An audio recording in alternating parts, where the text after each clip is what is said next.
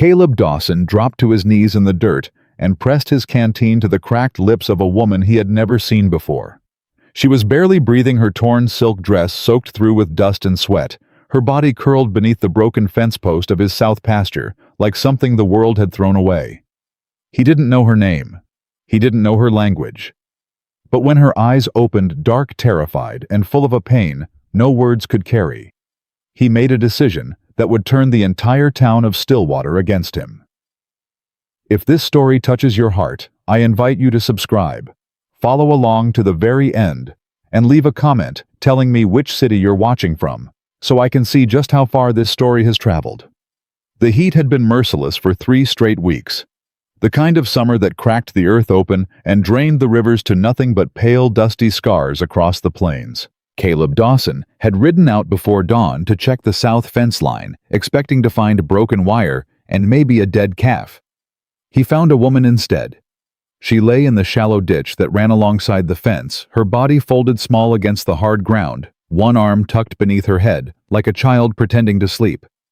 Her dress was torn at the shoulder, the fabric of faded blue silk that didn't belong anywhere within 100 miles of this land. Her hair, black as creek water at midnight, had come loose and clung to her face in damp, tangled strands. Caleb swung off his horse before he had time to think. His boots hit the ground hard, and he was already reaching for his canteen.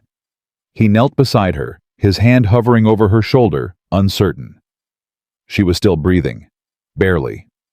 Her lips were cracked white, and her skin had taken on that dull grayish look that meant the heat was winning. "Hey," he said. Low. Careful. "Hey now. Can you hear me?" Nothing. He tilted the canteen and let water run slow across her lips. She flinched. Her whole body went rigid, and her eyes snapped open with a terror so pure and immediate it hit him like a physical thing. She scrambled backward, her hands clawing at the dirt, a sound coming from her throat that wasn't quite a scream and wasn't quite a word. He raised both hands, palms open, empty. "Easy," he said. "I ain't gonna hurt you." She stared at him. Her eyes were dark and deep, and they held the kind of fear that doesn't come from a single bad day. It comes from years, from a lifetime of learning that every hand extended toward you will eventually close into a fist. "Water," he said, holding out the canteen. He set it on the ground between them and moved back. "You need water." She didn't move for a long time. Then slowly her hand crept forward and closed around the canteen. She drank like someone who had forgotten how, the water spilling down her chin and darkening the dust on her dress. When she finished, she looked at him again, and this time the terror had shifted, not gone, but mixed with something else. Confusion, maybe. The bewilderment of someone who has been shown an unexpected kindness and doesn't know where to put it. "You got a name?" Caleb asked. She said something he couldn't understand. The words were soft and musical, shaped by a language he had never heard spoken aloud. Then, after a pause, she said very carefully, "Leon." "Leon," he repeated. He pointed to himself. "Caleb." She studied his face with an intensity that made him feel like she was reading something written there that he himself had never seen. Then she nodded. One small, cautious movement. "All right, Leon. Can you stand?" She tried. Her legs buckled on the first attempt. On the second, she got halfway up before swaying hard to the left, and Caleb caught her elbow gentle, the way you'd steady a newborn foal, and held her until she found her balance. "My place is about a mile north," he said, gesturing. "You can rest there. Get some food in you." He paused. "You understand me?" "Some," she said. The word came out thin, nearly transparent. "I understand. Some." "That's enough," he said. He put her on his mare Grit and walked alongside, one hand resting on the horse's neck to keep her steady. Leon gripped the saddle horn with both hands, her knuckles white, her body swaying with each step. She didn't speak, neither did he. But the silence between them was not empty. It was the silence of two people who had both learned that words could be dangerous, and that sometimes the safest thing in the world was to say nothing at all. The cabin sat on a low-rise plain and sun-bleached with a covered porch that faced south and a barn that leaned slightly to the east, as if it had been listening to the wind for too many years. Caleb brought her inside and pulled out a chair at the kitchen table. He set a cup of water in front of her, then a plate of cold cornbread and salted beef. He didn't hover. He moved to the other side of the room and busied himself with the stove, giving her space to eat. She ate slowly at first, then faster. Then she stopped, her hands trembling, and he could see the effort it took her not to cry. He'd seen that look before, not on a person, but on animals that had been starved. The body remembers hunger long after the food arrives. "There's more when you want it," he said without turning around. She set her fork down. "Why?" she asked. He turned. "Why what?" "Why you help me?" It was a real question. Not the polite kind people ask when they already know the answer. It was the kind of question a person asks when they genuinely cannot understand why someone would choose to be kind without wanting something in return. Caleb looked at her for a long moment. "Because you needed it," he said. "That's reason enough." She held his gaze, searching for the lie. When she didn't find one, something in her shifted. Not trust, not yet, but the first faint, fragile possibility that trust might someday be an option. Her story came out in pieces over the next 2 days, the way a river reveals its bed when the water drops slowly, unevenly, and with sharp edges that could cut if you weren't careful. She had come from Guangdong province, sold as a child by a family with too many mouths and not enough rice. Brought across the ocean to California in the hold of a ship with 40 other girls, promised work and wages. The promise had been a lie. She had been indentured to a man named Master Joe, a labor broker who ran the Chinese work camp outside of Stillwater. He supplied workers to the railroad, the mines, and the ranches, and he took a cut of every dollar they earned. He controlled their food, their housing, their movement. He held their papers. "He say I owe him for the passage." Leon said, her English halting but precise, each word chosen with care. "He say the debt grow every month. Food cost, bed cost, medicine cost. Always more." "How long you been here?" Caleb asked. 3 year. "And the debt?" She shook her head. "Bigger now than when I come." Caleb's jaw tightened. He knew the arrangement. Half the ranchers in the territory used Joe's labor crews, and every one of them knew the workers never got free. The debt was designed to grow. It was bondage with a ledger book instead of chains. "He hurt you?" Caleb asked, and his voice was quiet in the way that quiet gets right before a storm. Leon didn't answer right away. She looked down at her hands folded in her lap, and Caleb could see the scars, thin white lines across her fingers, the kind you get from working a sewing needle 14 hours a day. There were others too. A faded burn on her wrist. A mark along her jaw that could have been anything but wasn't. "He say he going to sell me," she said finally, "to a man in Virginia City. A rich man. He say it is a marriage." The word came out bitter, as if it tasted wrong in her mouth. "But it is not marriage, it is sale." "So you ran?" "I ran." She had slipped out of the camp 3 nights ago, with nothing but the clothes on her back and a handful of coins she had hidden inside the lining of her dress over 3 years of secret, desperate saving. She had walked east, staying off the roads, sleeping in ditches and under brush. The heat had nearly killed her. And then the fence, and then him. "I think maybe I die there," she said simply. "I think this is where it stop." "It didn't stop," Caleb said. "No," she agreed, looking at him with those dark, still cautious eyes. "It didn't." On the 3rd morning, Caleb rode into Stillwater for supplies. He went alone as he always did, and he intended to be quick about it. The town was small and practical, built along a single main street that ran north to south, anchored by the general store at one end and the saloon at the other. Between them sat the bank, the livery the sheriff's office, and a church that was too big for the congregation it served. He was loading flour and salt into his saddlebags when the voice found him. "Heard you got company out at your place, Dawson." Caleb didn't have to turn around to know who it was. Harlan Beck, the sheriff, had a voice like a rusty gate, slow, deliberate, and impossible to ignore. Caleb finished cinching the bags before he turned. Beck stood on the boardwalk, thumbs hooked in his belt, his hat pulled low against the sun. He was a lean man, with a narrow face, and eyes that were always calculating, always measuring the distance between what was legal and what was convenient. "I do," Caleb said. "Chinese girl from what I hear." "Chinese woman," Caleb corrected. His voice was level. "And she's a guest." Beck sucked his teeth. "See, that's what concerns folks, Caleb. A woman like that alone with a man like you. People talk. People always talk. Doesn't make it my problem. It becomes your problem when it becomes my problem." Beck stepped off the boardwalk and crossed the street, closing the distance between them. "Joe's been asking around. Says one of his workers ran off. Says she stole from him." "She didn't steal anything. She ran from a man who was going to sell her." Beck's expression didn't change. "That's one way to see it. Another way is she's got a legal contract, and Joe's got every right to—" "A contract she was forced into as a child," Caleb cut in. "You want to stand there and call that legal?" Beck held up a hand. "I ain't a judge, Caleb. I'm just telling you how the wind is blowing.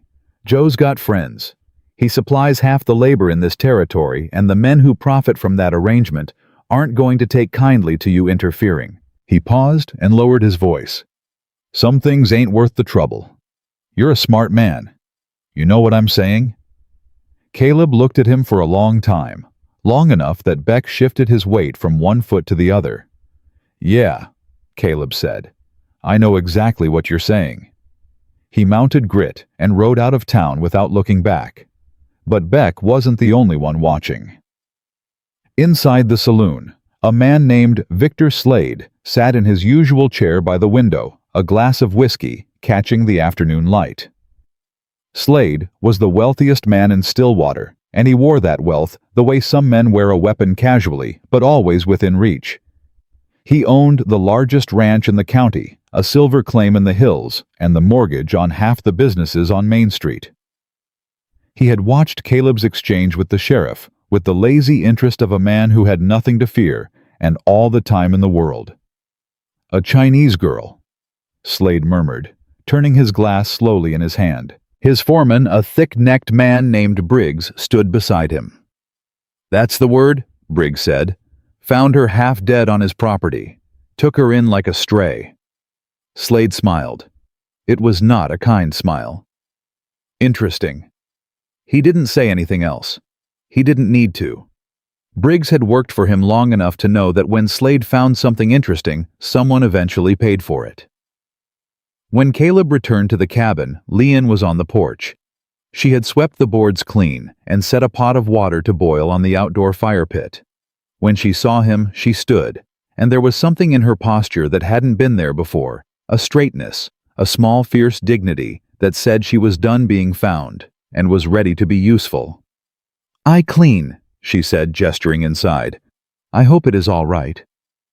Caleb stepped through the door and stopped. The cabin was transformed. Not in any dramatic way.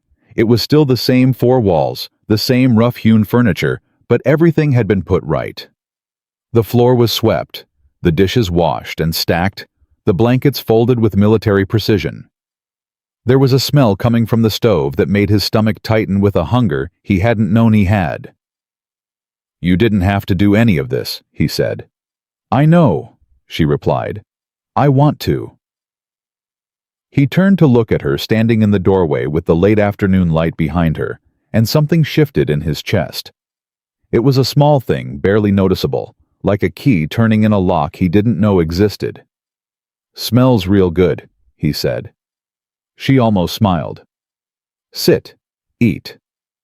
They ate together at the small table, and for the first time the silence between them felt like something chosen rather than something endured. She had cooked the salted beef with wild herbs she'd found growing behind the barn plants he had walked past 1,000 times without ever knowing they were useful. The flavors were foreign and familiar at the same time, and he ate 2 full plates before he thought to stop.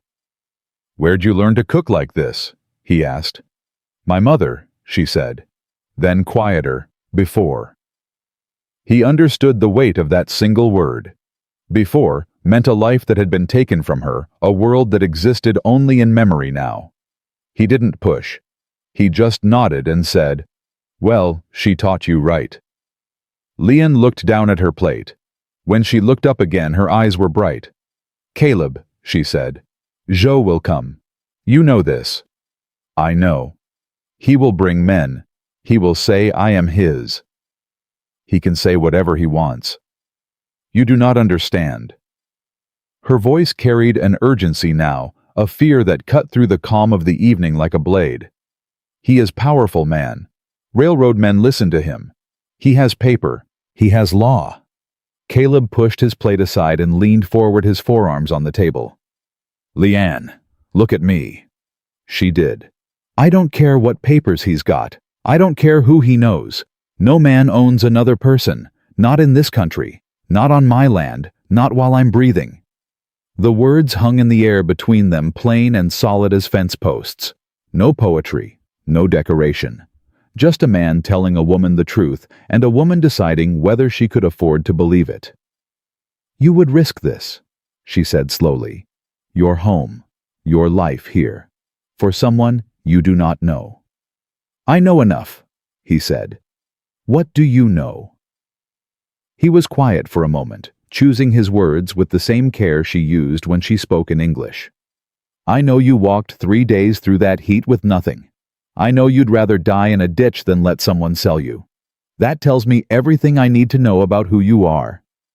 Leon's hand was resting on the table. Caleb reached across and laid his hand beside hers, not touching, but close enough that she could feel the warmth of it. Close enough that the choice was hers. She didn't take his hand. Not yet. But she didn't pull away. "I stay," she said quietly. "For now." "For now is enough," Caleb said. That night, after Leon had gone to sleep on the cot he'd set up in the small room off the kitchen, Caleb sat on the porch in the dark. The heat of the day had broken into a warm, still evening, and the sky above was thick with stars, more stars than a man could count in a lifetime, scattered across the darkness, like someone had flung a handful of silver dust against black velvet. He could hear the crickets steady and rhythmic, and somewhere far off, a coyote called out and received no answer. He thought about what Beck had said, about Joe, about papers and debts and the cold machinery of a world that turned people into numbers on a ledger. He thought about the scars on Leon's hands. He thought about the way she had said, "I stay," not with hope, but with the cautious, measured courage of someone who had learned that hope was a luxury that could be revoked at any time. Caleb reached down and checked the rifle leaning against the porch rail. It was loaded. It was always loaded now. He sat there until the stars began to fade and the eastern sky turned from black to the deep, bruised blue that comes just before dawn. Then he went inside, built the fire, and put the coffee on, so that when Leon woke, the cabin would be warm, and there would be something hot waiting for her. It was the only promise he knew how to make, and he intended to keep it. 3 days passed, and Leon didn't just stay. She worked.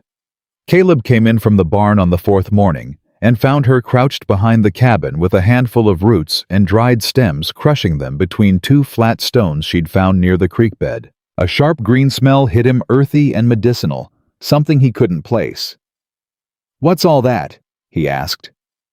"Medicine," she said without looking up. "For the horse. Her left front leg. She favors it when she turns." Caleb stared at her. He'd noticed Grit favoring that leg himself 2 weeks ago, had been meaning to ride into town and ask the farrier to take a look. He hadn't mentioned it to Leon. Not once. "You saw that," he said. "I see many things." She stood and held out the paste. She'd made a dark green mixture that smelled of camphor and something sharp he couldn't name. "My mother was healer in our village. She teach me plants. Different plants here, but the same idea.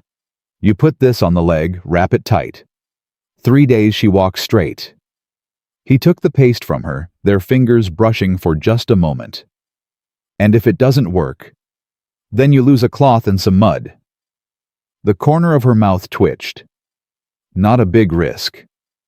Caleb almost laughed. It was the first time he'd heard anything close to humor from her, and it caught him off guard like finding a wildflower growing out of cracked rock. "All right," he said. "We'll try it your way." By sundown, Grit's leg was wrapped, and Leon had also identified 3 plants growing wild on his property that he'd been ignoring for years. One that kept insects off the cattle, one that could be brewed into a tea that settled the stomach, and one that when dried and scattered along the fence line, discouraged rattlesnakes. "How do you know all this?" he asked, watching her hang bundles of herbs from the porch rafters to dry. "When you have nothing," she said, "you learn what the ground gives for free." That sentence sat with him long after she'd gone inside. The next morning, trouble came on horseback. Caleb was splitting wood when he heard them 2 riders coming up the dirt track from the south, moving at an easy pace, but with a purpose that had nothing casual about it. He set the axe down and straightened up his hand, moving instinctively to the knife on his belt. The riders were Chinese, young, hard-faced, with the kind of deliberate blankness in their eyes that comes from doing ugly work for ugly men. They reined up 20 yards from the porch, and the taller one spoke. "We come from Master Joe." "I figured," Caleb said. "He sends a message. The woman belongs to him. She has a contract, a debt. He wants her returned." "She ain't livestock," Caleb said. "You can't return a person." The shorter rider shifted in his saddle. His hand moved toward his waist, just slightly, just enough. Caleb didn't miss it.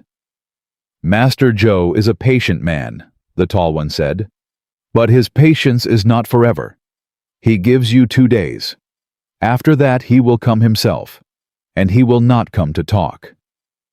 "Then he'd better bring more than 2 errand boys," Caleb said. His voice hadn't risen at all. The tall rider's jaw tightened. For a long, heated moment nothing moved. Then the shorter one spoke rapidly in Chinese, and the tall one nodded once. 2 days, he repeated, and they turned their horses and rode back the way they'd come. Caleb watched them until they disappeared into the heat shimmer rising off the plains. When he turned around, Leon was standing in the doorway. She had heard everything. Her face was pale, but her eyes were dry.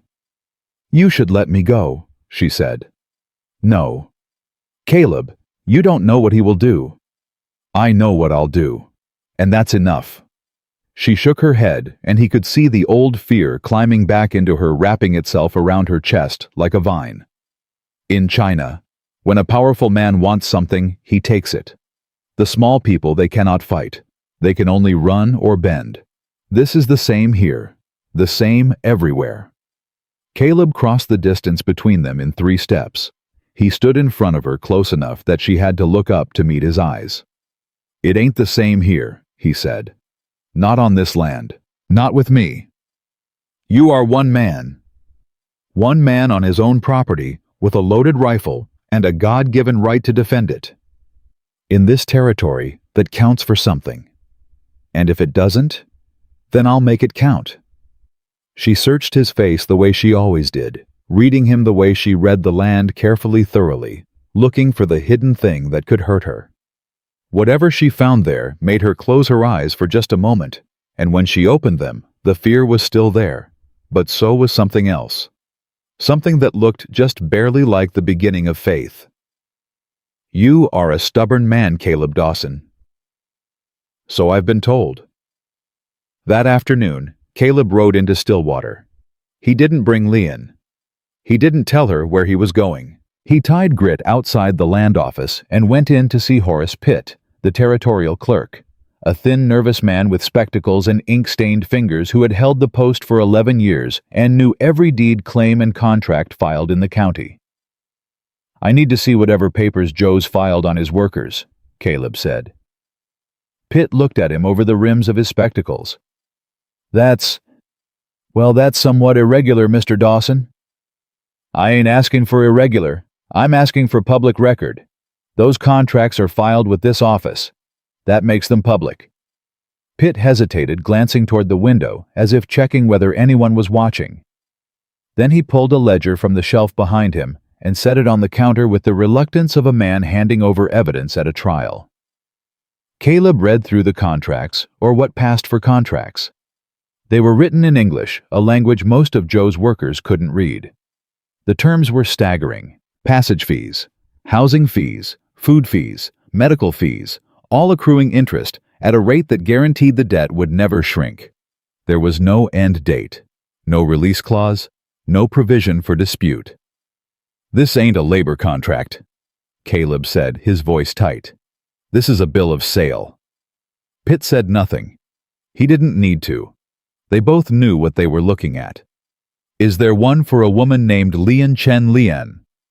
Pitt turned several pages, then stopped. His finger tapped a line. "Here. Chen Lian, female, age 21. Contracted to Joe Wei for passage and living expenses. Outstanding balance." He trailed off. "How much?" $640. Caleb felt the number hit him like a fist.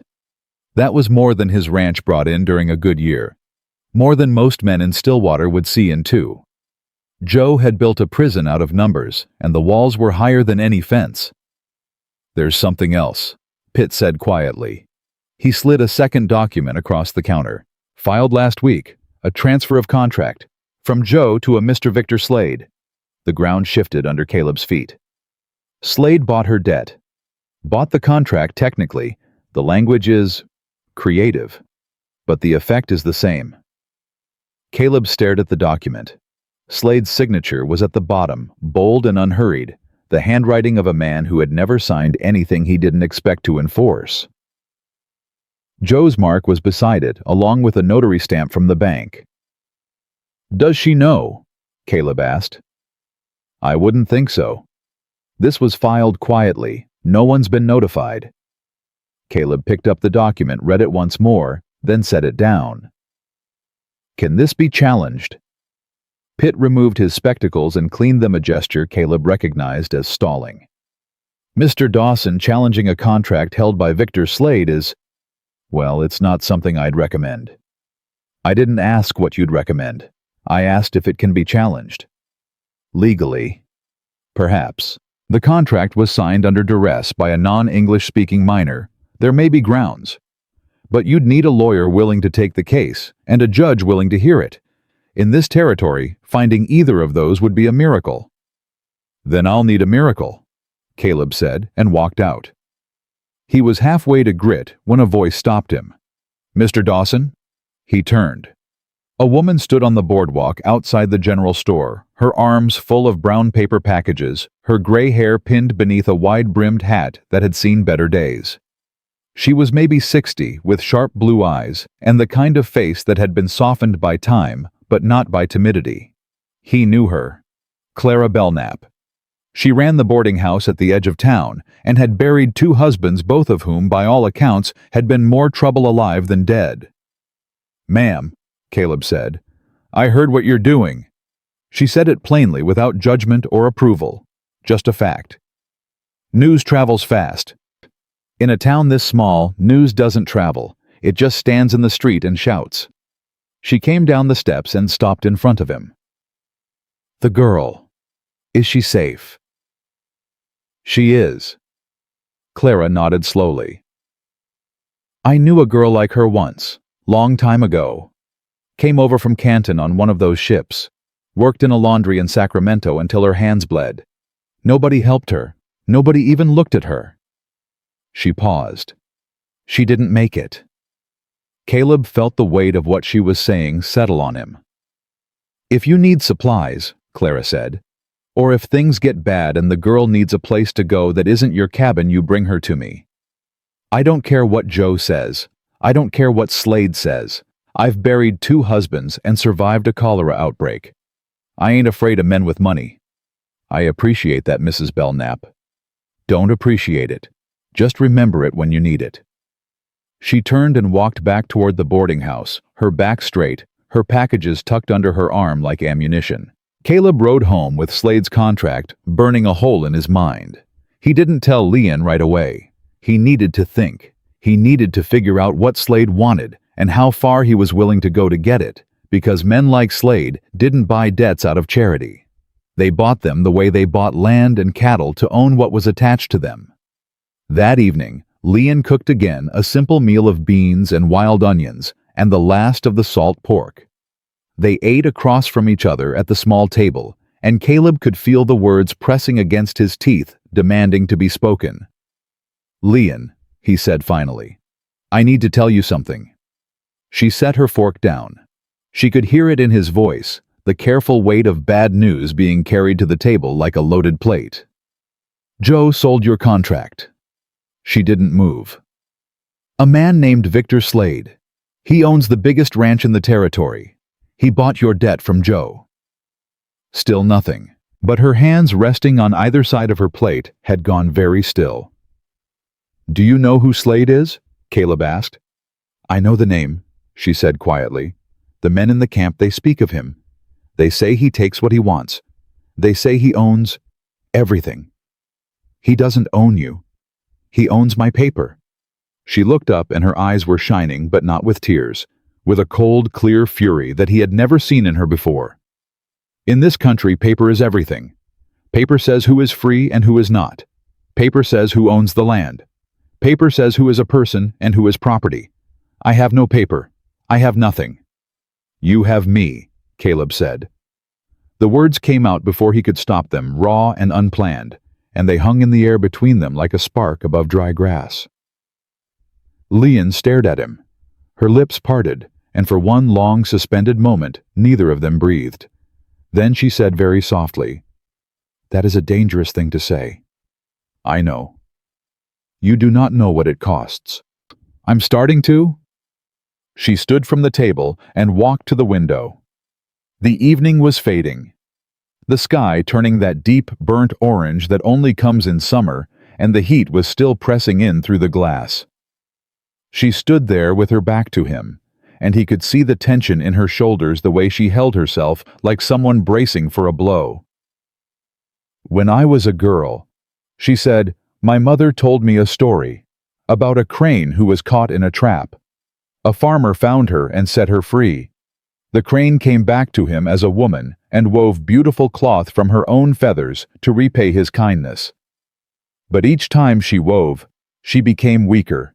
She was giving pieces of herself away." Leon turned to face him. "I will not be the crane, Caleb. I will not destroy myself to repay a debt of kindness. And I will not let you destroy yourself for me." "This ain't about debt," he said. "And it ain't about kindness." "Then what is it about?" He stood pushing his chair back. He crossed the room and stopped in front of her close enough that he could see the pulse beating in her throat, the faint line of the scar along her jaw, the way her eyes held his with a fierceness that made his chest ache. "It's about right and wrong," he said. "Plain and simple. What's happening to you is wrong. And looking the other way, because it's easier, is wrong. And I've done a lot of things in my life I ain't proud of, but I will not add that to the list. You are one man against all of them. Then I'll be one man against all of them." She reached up and pressed her hand flat against his chest over his heart. He could feel the warmth of her palm through the worn cotton of his shirt. She held it there for 3 heartbeats he counted, and then she dropped her hand and stepped back. "You are a fool, Caleb Dawson," she said. But her voice had broken on his name just slightly, and the crack let something through. Something warm. Something terrified. Something that had been locked away for so long it had almost forgotten how to breathe. "I've been called worse," he said. The sound she made was almost a laugh. Almost. They didn't talk about Slade again that night. Instead, Leon brewed tea from the herbs she'd dried, and they sat on the porch as the heat slowly loosened its grip, and the sky went from orange to purple to black. The crickets sang their relentless pulsing song, and somewhere in the distance, heat lightning flickered on the horizon, silent and white, like a warning written in a language only the sky could read. "Tell me something about your home," Caleb said. Why? Because I want to know. She was quiet for a moment. In my village there was a river, very small. In the summer the children would swim. The water was warm on top and cold underneath. I would stand in the middle and feel both at the same time. She paused. I think about that sometimes. Standing between two things, warm and cold. Old life and new life. Fear and... She didn't finish. And what? She looked at him, and in the darkness her eyes were luminous. I don't have a word for it yet. Caleb nodded. He understood that too. The feeling that had no name. The thing growing between them that was too new and too fragile to survive being spoken aloud. You'll find the word, he said, when you're ready. They sat there until the stars came out thick and brilliant, and the heat lightning moved off to the east, taking its silent warnings with it. The next morning, Slade came. He didn't send men first. He came himself riding a tall black horse, dressed in a dark coat and clean boots as if he were paying a social call. A single rider flanked him, Briggs, his foreman, thick and silent, riding slightly behind and to the right.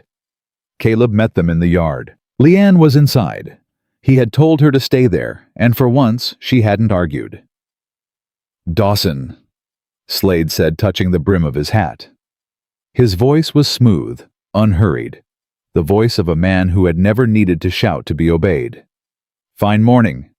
Slade? I'll come straight to it.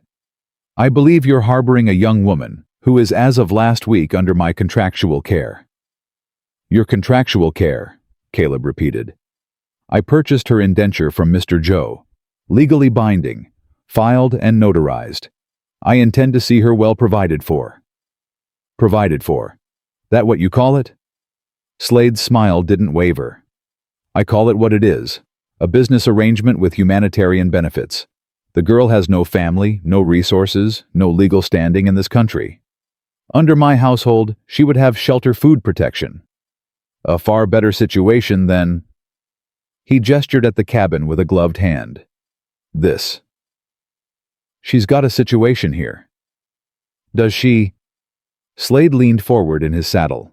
Let me be plain, Dawson. You're a good man. I respect that. But you're a small rancher on a dry piece of land with no help and no prospects. You can't afford a legal fight. You can't afford enemies. And you certainly can't afford the trouble that comes with harboring a Chinese woman who doesn't belong to you. She doesn't belong to anyone. The law says different. Then the law is wrong. Slade studied him for a long moment, the way a man studies a fence post, before deciding whether to go around it or through it. Then he straightened in his saddle and gathered his reins. I'll give you a week, Slade said. Consider it professional courtesy. After that, I'll use every legal instrument at my disposal to retrieve what's mine. And I promise you, Dawson, I have a great many instruments. He tipped his hat. Good day. They turned and rode back down the trail, Briggs casting one last look over his shoulder before they disappeared around the bend. Caleb stood in the yard, his hands at his sides, his jaw set so tight his teeth ached.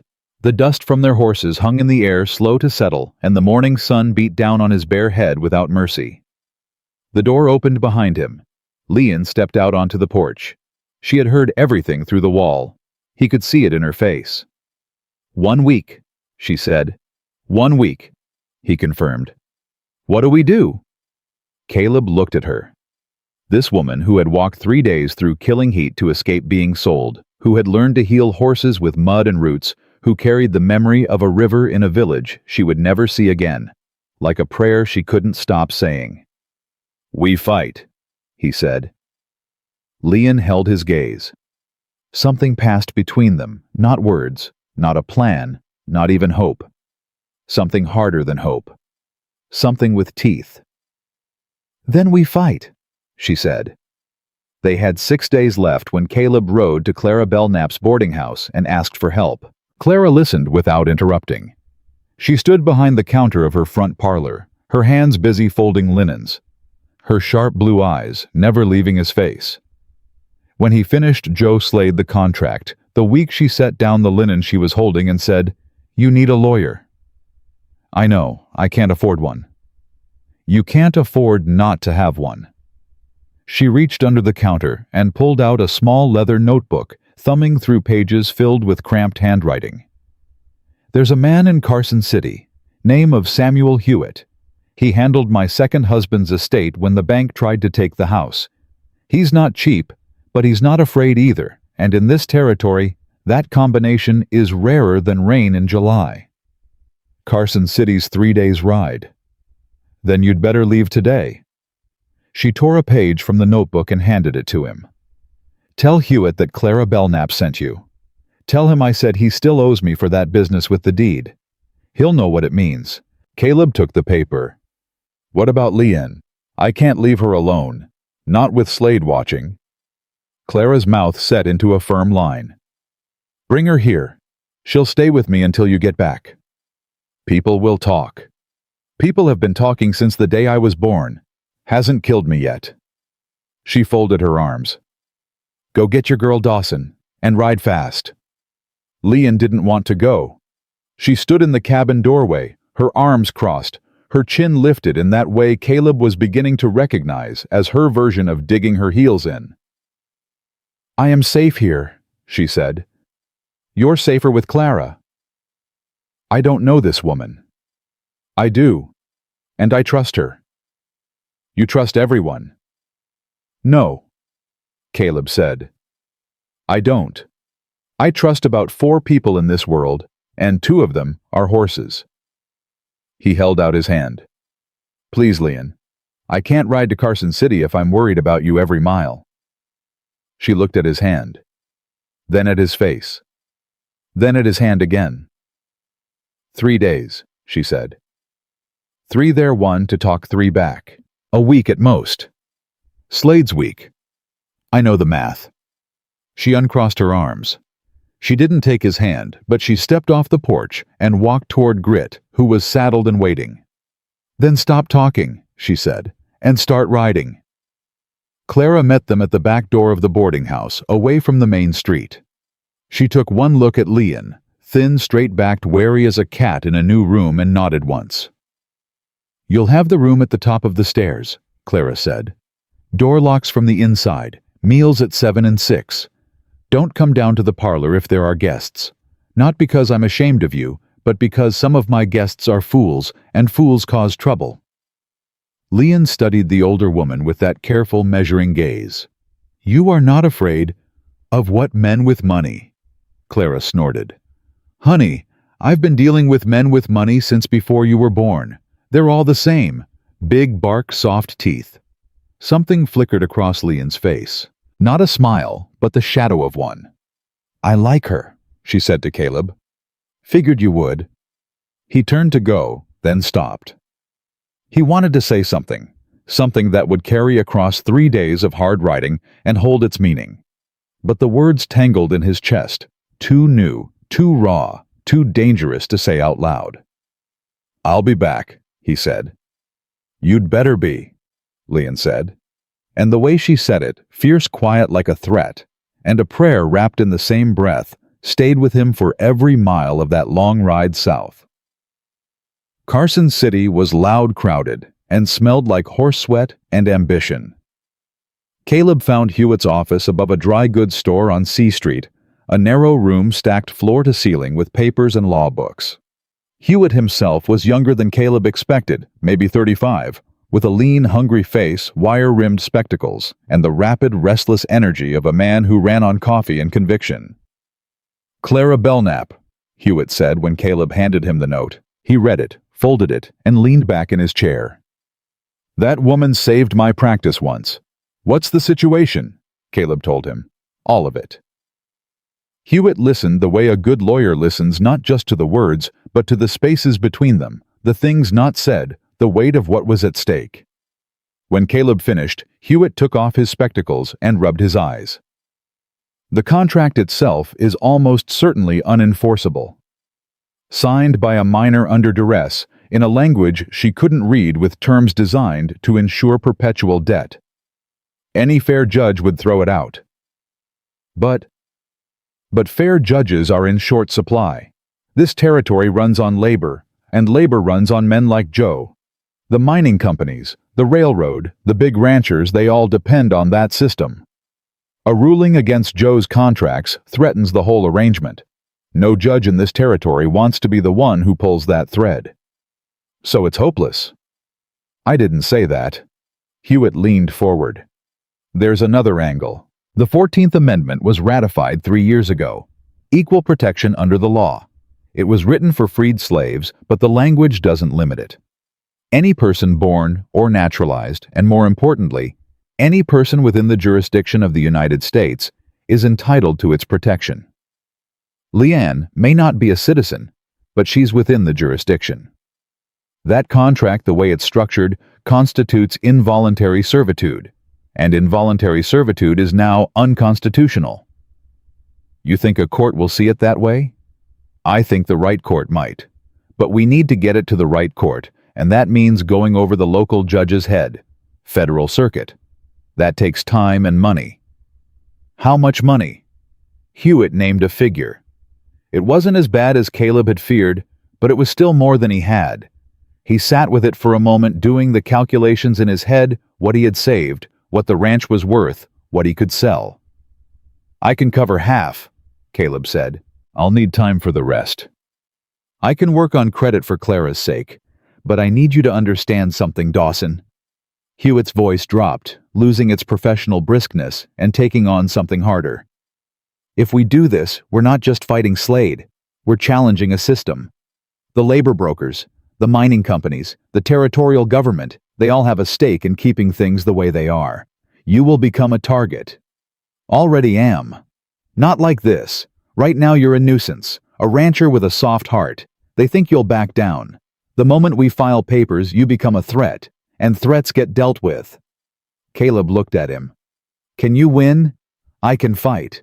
Winning depends on things neither of us can control. That's true of most things worth doing? Hewitt studied him for a long moment, then nodded. I'll draft the petition tonight. We can file by end of week. He extended his hand. You're either very brave or very foolish, Mr. Dawson. Probably both, Caleb said, and shook his hand. He rode back hard, pushing grit faster than he should have, sleeping only a few hours each night under the open sky. The stars burned above him indifferent and eternal, and he talked to them sometimes because there was no one else to talk to. He told them about Leanne, about the way she said his name, careful and precise, as if each syllable mattered, about the way she pressed her hand to his chest, and he felt it for hours afterward, a ghost of warmth that wouldn't leave. He told the stars he was afraid. Not of Slade, not of the fight, but of what he felt and what losing her would do to a heart he'd spent 32 years convincing himself didn't need anyone. The stars, as always, said nothing, but they kept burning, and he supposed that was answer enough. He made it back to Stillwater in 2.5 days. When he walked into Clara's boarding house, dusty and half dead from the ride, he found Leanne in the kitchen. She was teaching Clara how to make dumplings. She turned when she heard his boots on the floor. Her eyes went wide, then narrow, then wide again. She wiped her hands on her apron and walked toward him with quick, purposeful steps. "You look terrible," she said. "Missed you too. Sit down before you fall down." She pushed him into a chair and put a bowl of broth in front of him. Her hands were shaking just slightly. "Did you find the lawyer?" "Found him. He'll take the case." Leanne's hands went still. "He can help." "He thinks so. There's a law, a new one, that says what Joe and Slade did to you is illegal. We can take it to a federal court." Federal. She tested the word. That is above the sheriff. Above the judge here. Above all of them. She sat down across from him hard, as if her legs had suddenly decided they were done holding her up. I did not think there was a law for someone like me." "There is now." Clara appeared in the doorway drying a pot with a cloth. "Tell him the other thing," she said to Leanne. Caleb looked between them. What other thing? Leon's jaw tightened. While you were gone, Slade's man, Briggs, he came to the boarding house. He did not come inside. He stood across the street and watched. Every morning, every evening. He wanted me to see him. He wanted me to know I was being watched. The broth turned sour in Caleb's stomach. Did he approach you? Once, Clara cut in. Came to the door and asked for a room. I told him I was full. Were you? I had 3 empty rooms, but I didn't like his face. Clara set the pot down with a definitive clank. He's trying to scare her, Caleb. And I won't lie to you, it's working. Caleb looked at Leon. She met his gaze without flinching, but he could see the toll it had taken. The shadows under her eyes. The way she sat with her hands folded tightly in her lap, as if holding herself together by force of will. I'm taking you home, he said. The boarding house is safer. My home, he said, and the word carried a weight that surprised both of them. You're coming home. They left at dusk, taking the back roads. Neither of them spoke for the first mile. The evening heat pressed close, thick and heavy, and the road was empty and quiet. Caleb, Leon said, breaking the silence. There is something I have not told you. He slowed Grit to a walk. I'm listening. The night I ran from Joe's camp, I did not just run. She paused, and he could hear her choosing her words with painful precision. I took something. A book. His ledger. The one where he keeps the real numbers. The debts, the payments, the bribes he pays to the sheriff and the judge. Everything. Caleb pulled Grit to a full stop and turned in the saddle to look at her. You have Joe's ledger. I hid it, before I collapsed on your land, in the rocks by the south fence. I was afraid if he caught me, he would search me, so I hid it and kept walking. Leon. His voice was very quiet. Do you understand what that means? I understand. It is why he wants me so badly. Not just the debt, not just the contract. He is afraid of what I know, what I can prove. Everything shifted. Every conversation, every threat, every move Joe and Slade had made suddenly rearranged itself in Caleb's mind. Joe hadn't just lost a worker. He'd lost the evidence of every crime he'd ever committed. And Slade buying the contract wasn't just acquiring a woman, he was trying to acquire the only person who knew where that ledger was hidden. Does Slade know about the ledger? I don't know. Maybe. Joe may have told him. If he knows, that's why he gave us a week. He's not being patient. He's looking for it. Yes. We need to get it. Tonight. They rode to the south fence in the dark. Leanne directed him to a cluster of rocks near where he'd first found her, and she dismounted and felt along the base of the largest boulder until her fingers found the gap. She pulled out a cloth-wrapped bundle, no bigger than a loaf of bread, and held it against her chest. Everything is in here, she said. Names, dates, amounts. 3 years of his crimes, every worker he cheated, every official he bribed, every girl he sold. Caleb took the bundle from her and felt its weight in his hands. It was nothing, a few pounds of paper and ink, and it was everything. This goes to Hewitt, he said. With this and the federal petition, we don't just free you. We take down Joe and everyone who profits from his operation. Including Slade. Including Slade. Leon looked at him in the darkness, and he could feel the intensity of her gaze, even though he couldn't clearly see her eyes. They will try to destroy you for this. Let them try. Caleb, I am serious. This is not a fight over one woman anymore. This is about their money, their power. Men like Slade, they would burn the whole territory to the ground before they let someone take what they have. Good thing I ain't trying to take anything. I'm just trying to set the truth loose. The truth does its own burning. They rode back to the cabin, fast, the ledger wrapped in Caleb's shirt and tucked inside his saddlebag. When they arrived, Caleb barred the door, loaded the rifle, and set it beside the bed. Lion stood in the middle of the room, still holding herself with that fierce, wound-tight composure that he'd come to recognize as her way of keeping the fear at bay. But when she spoke, her voice cracked for the first time since he'd known her. "If they come tonight," she said, "and they take me, promise me you will still use the ledger. Promise me you will not trade it for me. Lien. Promise me." Her eyes were burning. Those women in Joe's camp, the girls he will sell next month and the month after, they are me. Every one of them is me. If you trade the ledger for my life, you trade their lives too. I cannot carry that. Caleb crossed the room and stood before her. He reached up and took her face in both his hands gently, the way you hold something precious that you're terrified of breaking. Her skin was warm beneath his calloused palms, and he could feel the rapid flutter of her pulse against his thumbs. "I'm not trading anything," he said.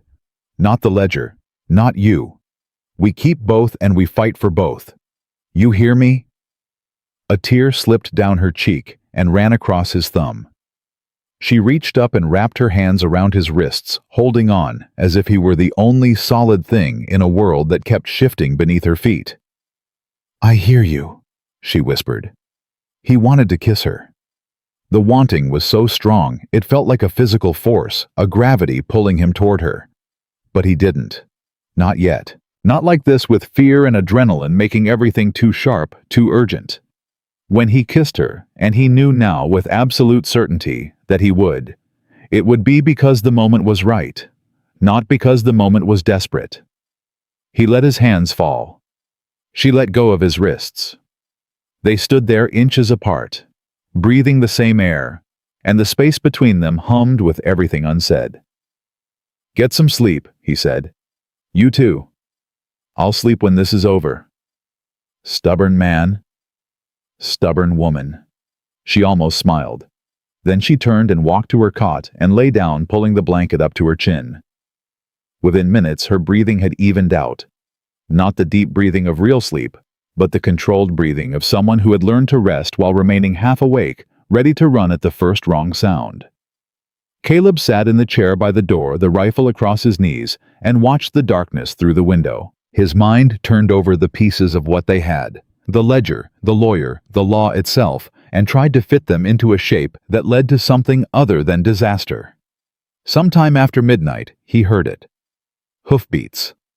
Not coming toward the cabin, but circling it at a distance. Slow. Deliberate.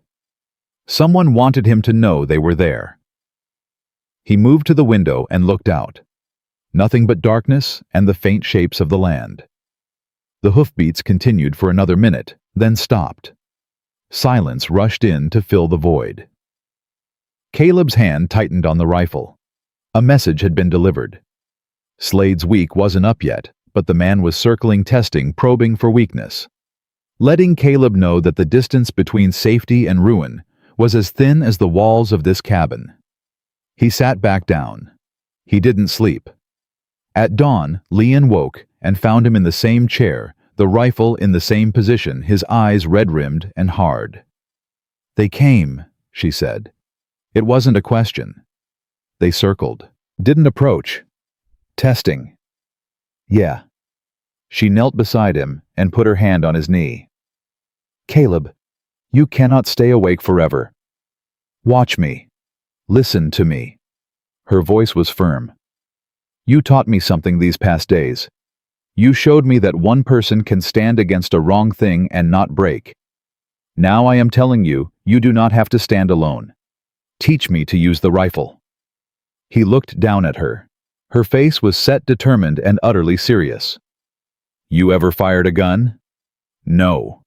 It kicks hard. I have been kicked harder." He held her gaze for a long moment. Then he stood, picked up the rifle, and walked to the door. "Come on, then." Behind the barn, with the morning sun already pressing its heat into the earth, Caleb taught Leon to shoot.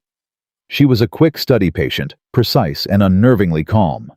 She didn't flinch at the recoil. She didn't close her eyes. She listened to his instructions the way she listened to everything, with that total, focused attention that made you feel like the only person in the world. By noon, she could hit a fence post at 50 yards.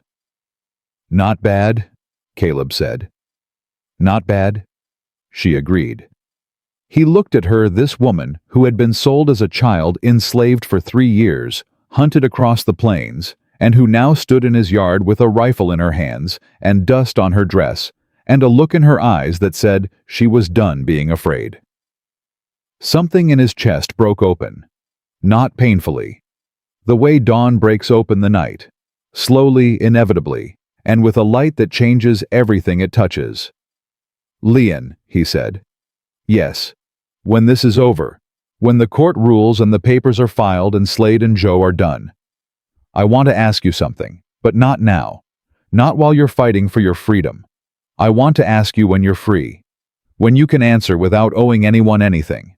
She lowered the rifle and looked at him. Her eyes were bright and her lips trembled, and she understood exactly what he was telling her. "Then you'd better make sure we win," she said. "Yes, ma'am," Caleb said.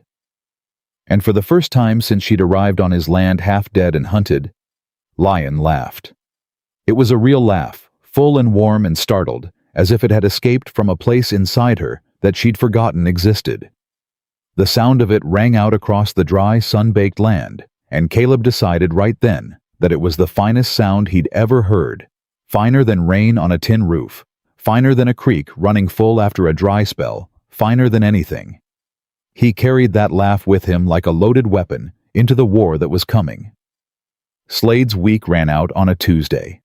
Caleb had sent the ledger to Hewitt by courier the morning after they recovered it, a young Paiute rider named Joseph, who ran messages between the ranches and Carson City faster than any postal service. He'd paid the boy double and told him to ride like the devil was behind him. Joseph had looked at the cloth-wrapped bundle, looked at Caleb's face, and said, "Must be important." "More than you know," Caleb had said. "Then I won't stop." That had been 4 days ago. Hewitt would have the ledger by now. The petition would be filed. The machinery of the law, slow and grinding as it was, had begun to turn. All Caleb needed was time. Time was the one thing Slade wasn't giving him. The first sign came at midday. Caleb was in the barn checking on Grit's leg healed clean, just as Leon had promised when he heard a rider coming fast from the south. He grabbed the rifle and stepped into the yard. It was Clara Belknap's hired boy, a freckled kid of 14, named Tommy, riding a mule that looked about ready to quit. The boy pulled up hard, the mule's hooves skidding in the dry dirt. "Mr. Dawson, Mrs. Belknap sent me. She says to tell you the sheriff's coming. Got a paper from the judge. Some kind of order." "What kind of order?" "She didn't say exactly, just said get here fast and tell you it's bad." Caleb's gut tightened. "How long ago did he leave town?" "Maybe an hour behind me. He's bringing Briggs and 2 others." "Go around back and water that mule. Then get inside and stay there." Tommy nodded and kicked the mule toward the barn. Caleb turned and found Leon already on the porch, the second rifle in her hands, held the way he'd taught her, barrel down stock against her hip, finger off the trigger. "I heard," she said. "Go inside." "No." "Leon, I said no." Her voice was flat and final. "I am done hiding inside rooms while men decide what happens to me. I stand here. With you." He wanted to argue. He looked at her face and knew there was no argument that would move her. She had made her stand, and it was beside him. "All right," he said, "but you stay behind me. And if shooting starts, you get inside. That's not a request." "We will see," she said, which was not agreement, and they both knew it. They didn't have to wait long.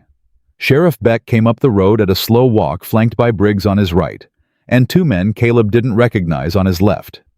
Behind them, 50 yards back, rode Victor Slade on his black horse, watching from a distance, the way a man watches a chess game he's already won. Beck reined up at the fence line. He had a folded paper in his hand and the look of a man who would rather be anywhere else. "Caleb," Beck said. "Sheriff? I got a court order here, signed by Judge Whitfield. It says I'm to take custody of one Chen Lian and deliver her to Mr. Victor Slade as holder of her legal indenture contract. He held up the paper but didn't offer it. I don't like this any more than you do. Then don't do it. It's a court order, Caleb. I don't get to pick which ones I follow. That order is based on a contract that was signed under duress by a child who couldn't read English. My lawyer has filed a federal petition to have it voided. Until that petition is heard, that contract and any order based on it is legally contested. Beck blinked. He hadn't expected that. He looked down at the paper in his hand, then back at Caleb, then over his shoulder at Slade. Slade's expression hadn't changed. He sat on his horse like a man watching weather. I don't know anything about a federal petition, Beck said. Now you do. That doesn't change what's in my hand, Caleb. This order is signed and sealed. Until a federal court says otherwise, it's valid. And I'm telling you as the owner of this property that I do not recognize the authority of an order based on an illegal contract. You want to take this woman off my land, you'll have to do it by force. And I will resist that force. Legally. On my own property. The words landed like stones dropped into still water. Beck's horse shifted under him. Briggs's hand moved to his hip. The two men on the left exchanged a glance. Don't make this harder than it has to be, Beck said quietly. I'm not the one making it hard. Slade is, and you know it. Silence. The heat pressed down on all of them, merciless and total.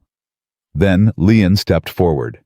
She moved past Caleb, ignoring his hand when he reached for her arm and stood in front of the sheriff's horse. She looked up at Beck, and her voice when she spoke was clear and steady and carried the weight of every mile she'd walked and every year she'd survived. Sheriff, she said, I was brought to this country as a child. I was sold. I was beaten. I was worked until my hands bled. I was told I owed a debt that would never end. And now a rich man buys a piece of paper and says he owns me. She paused. Look at me. I am a person, not a paper, not a debt. A person. Beck looked at her. For a long, uncomfortable moment, something human moved behind his eyes. Doubt, maybe, or the memory of whoever he'd been before he pinned a star to his chest and stopped asking questions about right and wrong.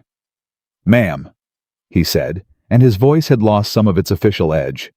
I sympathize with your situation. I truly do. But I have a duty.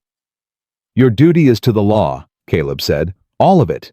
Not just the parts that keep powerful men happy. Enough. The voice came from behind.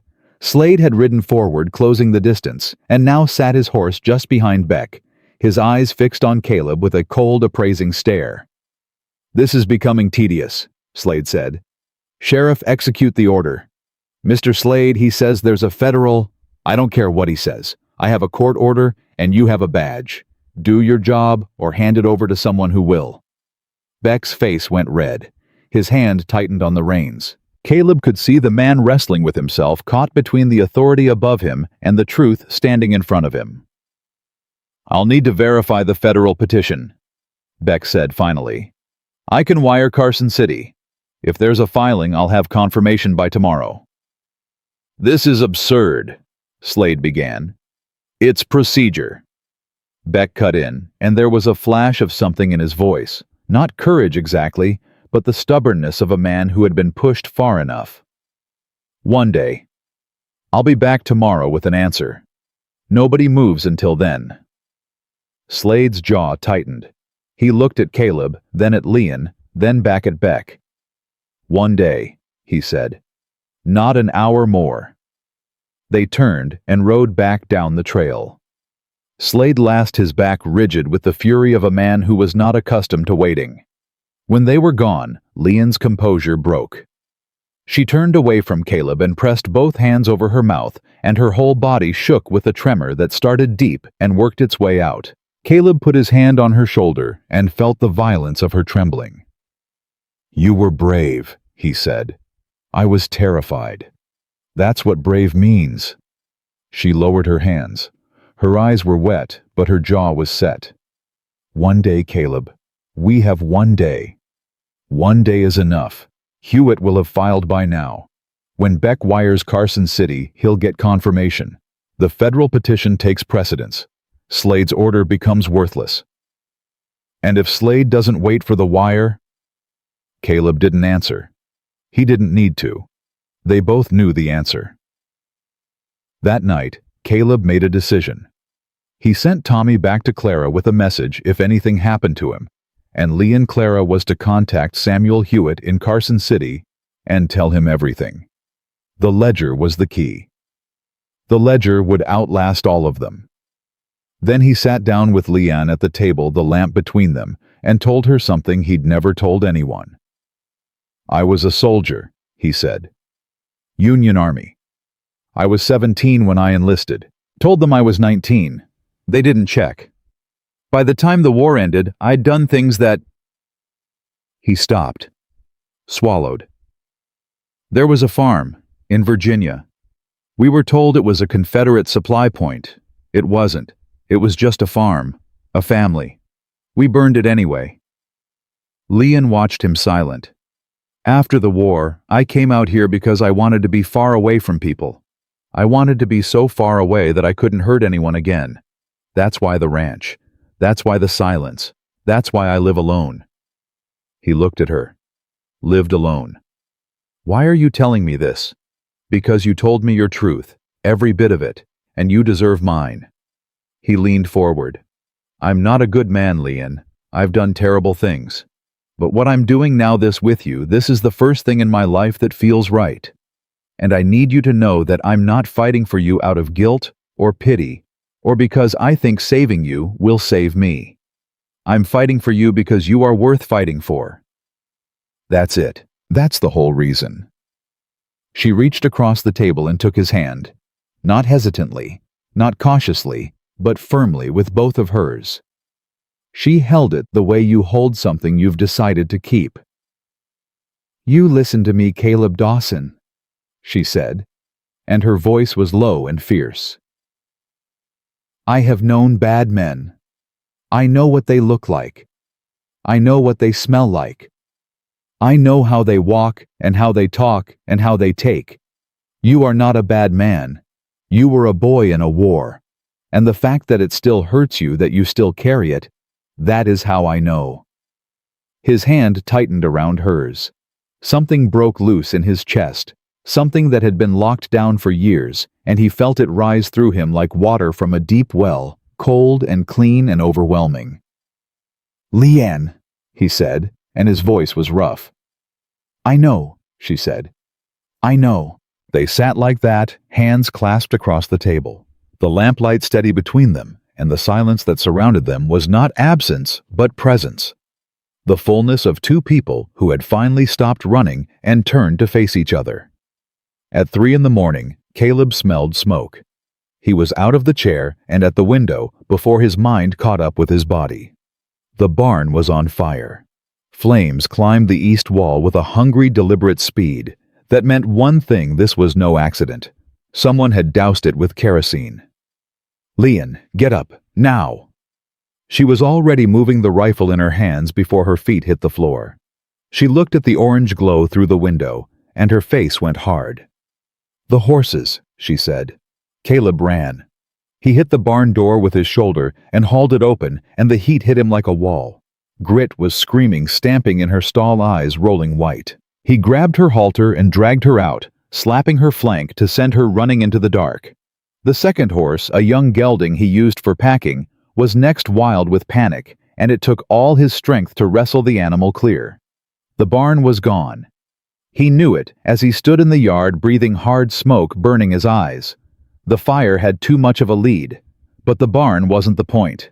The barn was a message. He heard the shot before he heard the rider.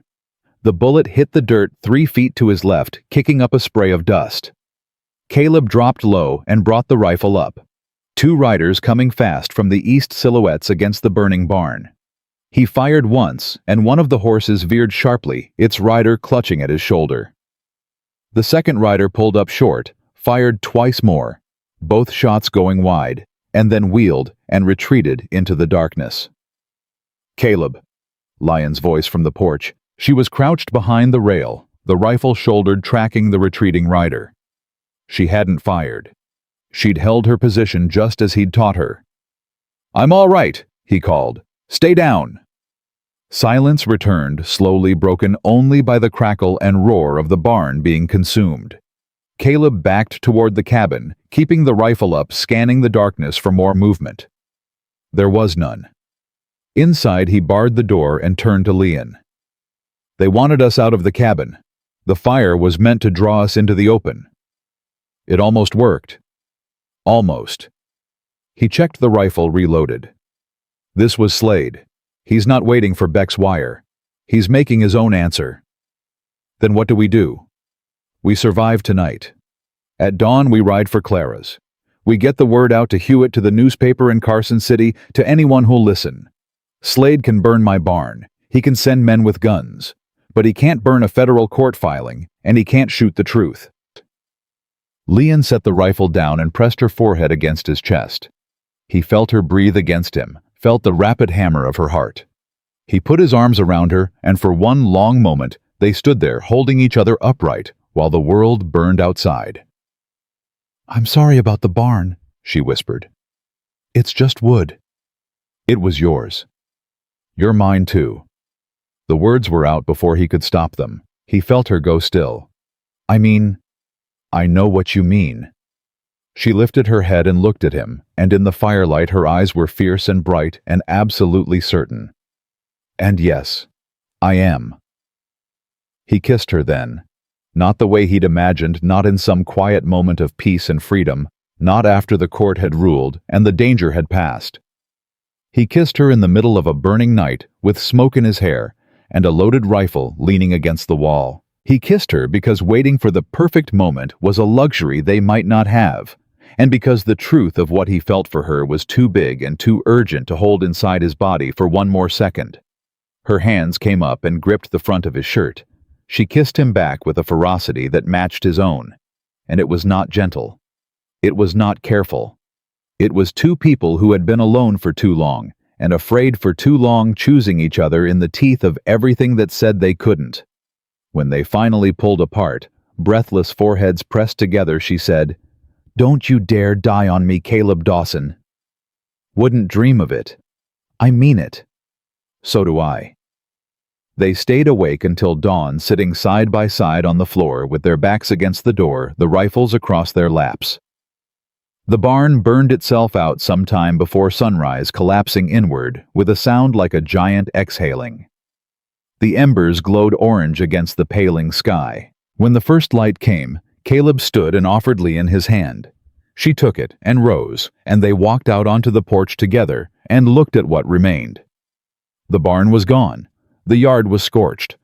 But the cabin stood, and they stood, and the morning was coming whether Slade wanted it to or not. "Ready?" Caleb asked. Leon squared her shoulders. She looked at the ruins, then at the road south toward town, then at him. "Ready." They saddled Grit and rode toward Stillwater together, the smoke still rising behind them like a signal fire, like a declaration that could be read for miles across the open plain. They were not running. They were riding toward the fight. They rode into Stillwater at full gallop, smoke still clinging to their clothes, and the town stopped to stare. Caleb pulled Grit up hard in front of Clara's boarding house and helped Leon down. Clara was already at the door, her face tight with alarm. "I saw the smoke from here," Clara said. "The whole east ridge was glowing. They burned the barn, sent riders after us, shot at us in the yard." Clara's expression shifted from alarm to something colder, something forged. "Get inside, both of you, now." She sat them down in the kitchen, bolted the front door, and pulled the curtains. Then she poured 3 cups of coffee and sat across from them with the steady calm of a woman who had weathered worse. "Tell me everything," she said. Caleb told her. The court order. Beck's one-day delay. The fire. The shots. All of it. When he finished, Clara set her coffee down and said, "Slade overplayed his hand." "How so?" "Arson. Armed riders. Shots fired. That's not a civil dispute over a contract anymore. That's criminal. And unlike a contract case, criminal charges don't need a fancy lawyer or a federal court. They need witnesses and a sheriff. She looked at Caleb. Beck may be weak, but he's not corrupt. Not all the way. If you can get him to see what Slade did to your property, the burn marks the bullet holes he has to act. If he doesn't, he loses his badge. Beck won't cross Slade. He will if the alternative is prison. Clara stood. Stay here. I'm going to have a conversation with the sheriff. Clara. Sit down, Caleb. You've been shot at, smoked out, and you haven't slept in 2 days. Let an old woman handle this part. She was gone before he could argue. Leon watched her leave, then turned to Caleb. She is remarkable. She's terrifying. There's a difference. Leon's hand found his under the table. He closed his fingers around hers and held on. They sat in Clara's kitchen, exhausted and filthy, holding hands like two people who had survived a shipwreck and washed up on the same shore. Caleb, Leon said. Last night. The kiss. Yeah. I need you to know. I did not kiss you because I was afraid. I did not kiss you because you saved me. I kissed you because I wanted to, because I chose to. She squeezed his hand. Everything that was taken from me, my home, my freedom, my name, I could not choose. But this I chose. And I need you to hear that. He lifted her hand and pressed his lips to her knuckles. I hear it. Good. Because I will only say it once. Once is enough. Clara returned an hour later. She wasn't alone. Sheriff Beck walked 2 steps behind her, hat in hand, looking like a man who had just been put through a wringer and come out the other side with a new understanding of his own mortality. Sit down, Sheriff, Clara commanded, and Beck sat. Caleb had never seen him without his hat on indoors. It changed him, made him smaller, somehow more human. Mrs. Belknap has made the situation very clear to me, Beck said, not quite meeting Caleb's eyes. I've been handling this wrong. That's one way to put it, Caleb said. I rode out to your place this morning, saw the barn, saw the bullet marks on the fence posts. Beck swallowed. I also received a wire back from Carson City. Your lawyer filed a federal petition 3 days ago. It's been accepted by the circuit court. There's an injunction against any transfer of Leon's contract until the case is heard. Caleb felt the words hit him one at a time like drops of rain after a long drought. Filed. Accepted. Injunction. Slade's order is void. Beck continued. I can't enforce it even if I wanted to. And as for the barn, he finally looked up. I'm opening an investigation. Arson and attempted murder. I'll need statements from both of you. You know who did it, Caleb said. I know who ordered it. Proving it is another matter, but I'll tell you this. Briggs was seen riding east out of town at sunset yesterday and riding back in at dawn with kerosene on his boots. Half the saloon noticed. The man's not subtle. And Slade? Beck was quiet for a moment. Slade has been untouchable in this territory for 12 years. He owns the judge. He owns half the businesses. He owns... He trailed off, glancing at Leon. He thinks he owns people, but your lawyer sent something along with the injunction, a copy of a ledger. The room went still. The U.S. Marshal's office in Carson City has the original, Beck said. They've opened a federal investigation into Joe's labor operation. And because Slade bought into that operation when he purchased the contract, he's now part of that investigation. Beck rubbed his face with both hands. It's over, Caleb. Maybe not today, maybe not this week, but it's over. Slade just doesn't know it yet. Caleb looked at Leon. She was sitting very straight, her hands flat on the table, and her face held an expression he had never seen before. It took him a moment to recognize it. It was the face of a person hearing for the first time in their life that the system designed to crush them had been turned in their favor. The ledger, she said softly. It worked. It worked, Caleb confirmed. She closed her eyes. A single tear ran down her cheek, but she didn't wipe it away. She let it fall. What happened next happened fast. Slade, learning of the federal investigation through his own sources, did not crumble quietly. He rode into Stillwater that afternoon with Briggs, and 4 men headed straight for the boarding house. Clara saw them through the window and said without a trace of panic, "He's here," and he brought friends. Caleb picked up the rifle. Leon picked up hers. They walked out onto the porch together. Slade dismounted in the middle of the street, his face a mask of controlled rage.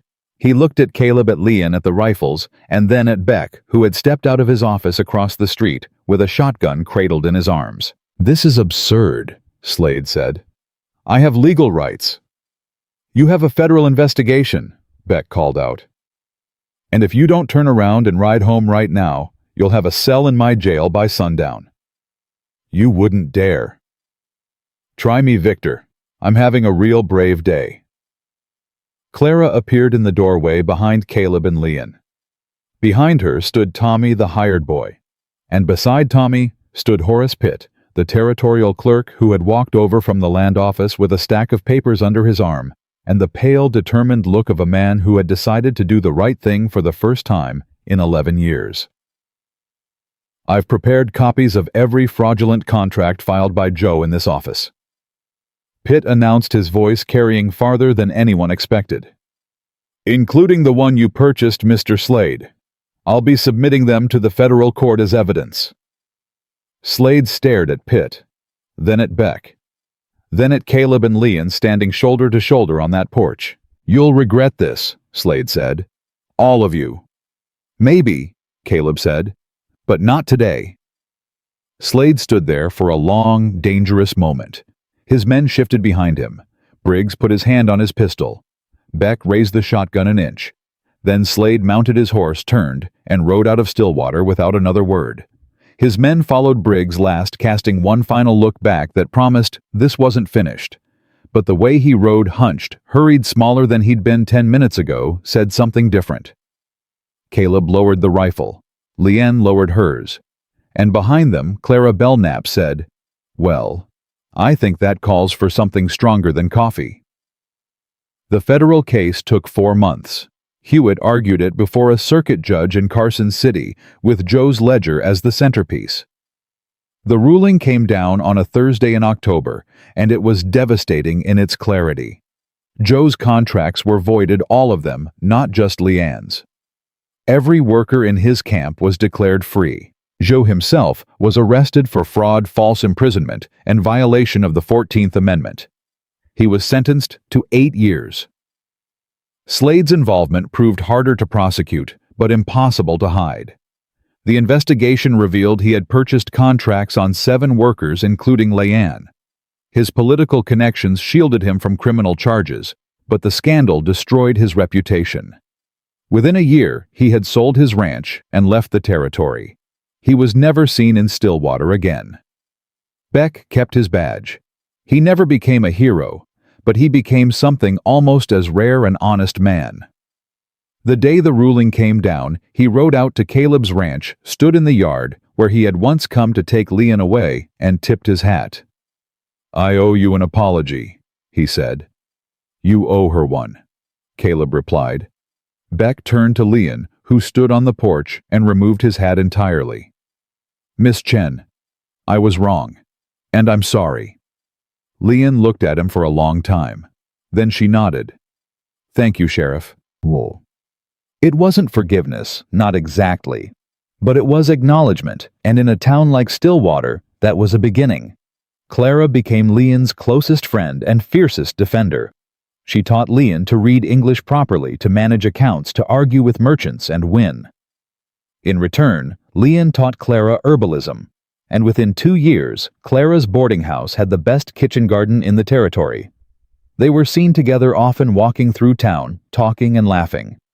2 women separated by age, race, and background, united by a stubbornness that could have moved mountains, if mountains had been foolish enough to stand in their way. Caleb rebuilt the barn. Leon helped.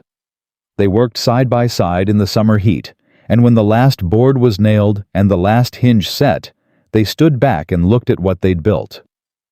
It's crooked, Leon said. It's character. It's crooked, Caleb. All right, it's crooked, but it stands, and it's ours.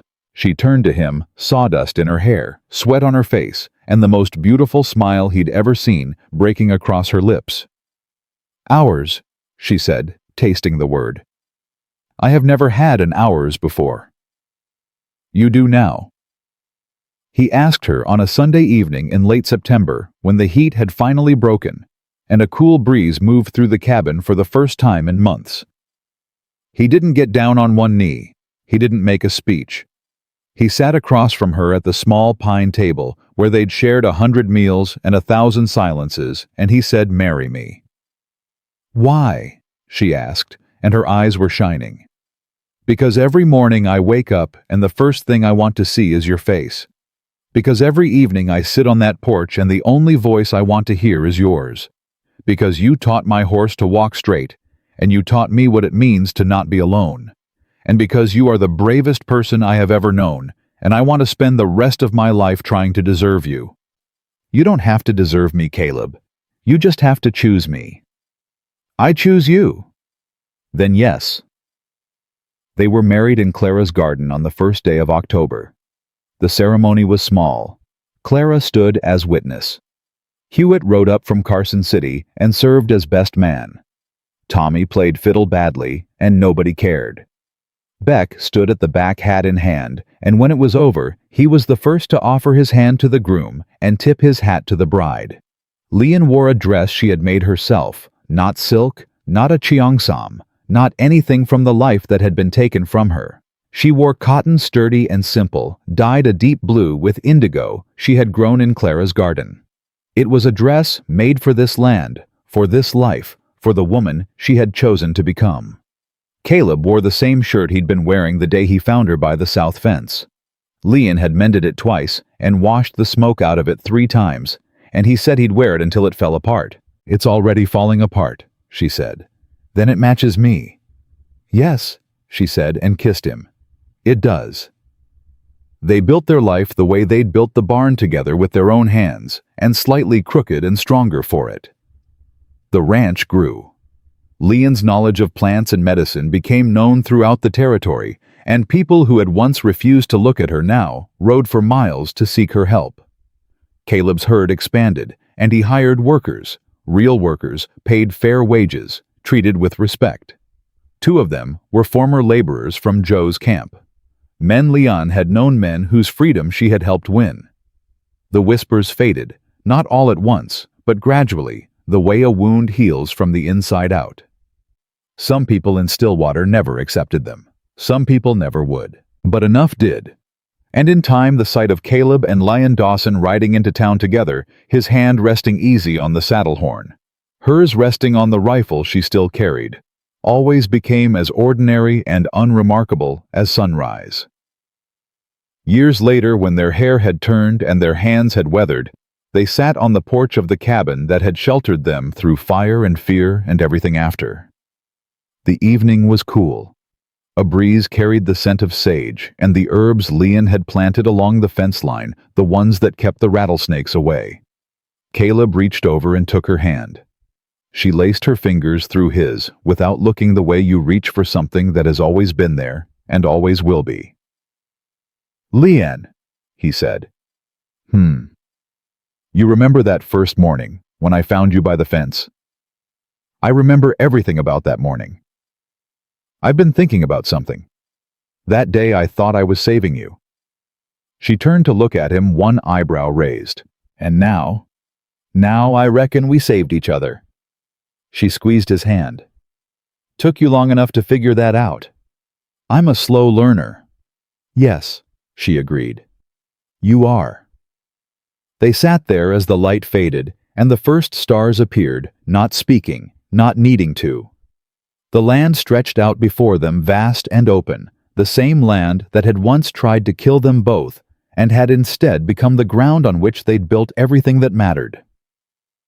And if you asked either of them, if you rode up that dusty track and knocked on that crooked porch and asked them what love was, they wouldn't give you poetry. They wouldn't give you philosophy. Caleb would look at Leon, And Leon would look at Caleb, and one of them would say what they had always known from the very first moment, from a canteen held out in the dust to a woman with no name and no home and no reason to believe that kindness still existed in this world. Love is not a rescue. It is a choice made freely every single day to stand beside another person and say, "You are not alone. You are not property. You are not invisible. You are seen. You are wanted. You are home." And that choice, once made and held and fought for, is the strongest thing on earth.